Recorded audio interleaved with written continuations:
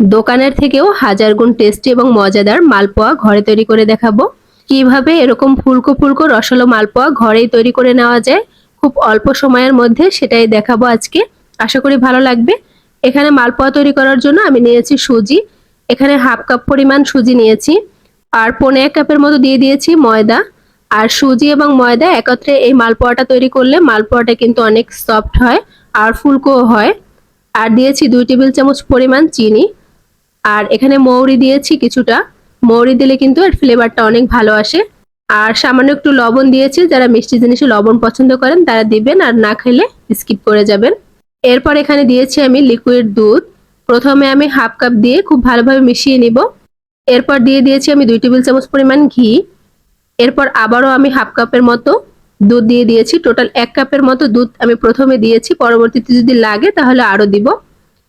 আর এর ঘনত্বটা একটু দেখিয়ে দিচ্ছি, এটা ঠিক এরকম হবে, অনেক বেশি পাতলা এবং অনেক বেশি ঘনও হবে না। আর এখানে আমি 1 কাপ দুধ নিয়েছি, তবে বেশি কমও লাগতে পারে, এজন্য দুধটা অল্প অল্প করে মেশাতে হবে, এতে করে কিন্তু পারফেক্ট ব্যাটার তৈরি হবে। এখন এটাকে আমি 30 মিনিটের জন্য রেস্টে রেখে দিব। আর সেই ফাঁকে আমি শিরাটা তৈরি করে নিব। আর এখানে আমি 1.25 কাপ চিনি নিয়েছি। যে পরিমাণ চিনি নিয়েছি ঠিক ওই পরিমাণেই পানি দিয়ে দিব। এরপর চুলার আঁচটা মিডিয়ামে রেখে 2-1 বার বলক তুলে নিতে হবে। এতে করে মোটামুটি ঘন একটা শিরা হবে, তবে 1 তার 2 তার এরকম শিরা হবে না, কিছুটা পিছলা পিছলা হবে। এই তো হয়ে গেছে, এখন এটাকে একপাশে রেখে দিব। আর এখানে যে 30 মিনিট আমি ব্যাটারটা রেস্টে রেখে দিয়েছিলাম সেটা কিন্তু একদম পারফেক্ট ভাবে হয়ে গেছে। সুজিগুলো কিন্তু ফুলে উঠেছে, দেখতেই পাচ্ছেন। এখন পিঠাগুলো ভাজার জন্য কড়াই আমি পরিমাণ মতো তেল দিয়ে দিয়েছি।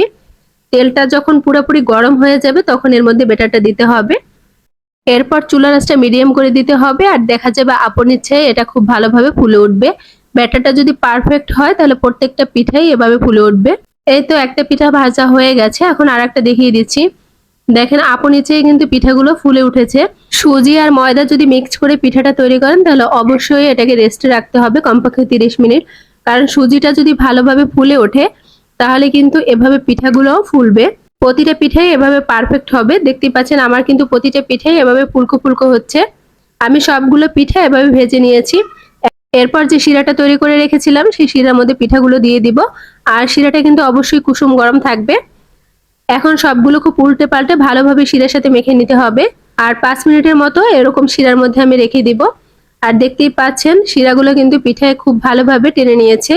এখন আমি পিঠাগুলো একটা প্লেটে তুলে নিব। আর দেখতেই পাচ্ছেন এটা রসে কতটা টইটুম্বর হয়ে গেছে। আর এটা কিন্তু খুবই পারফেক্ট হয়েছে, আর খেতেও কিন্তু অনেক অনেক মজার। আর ভিতরটা কিন্তু একদম সফট ছিল।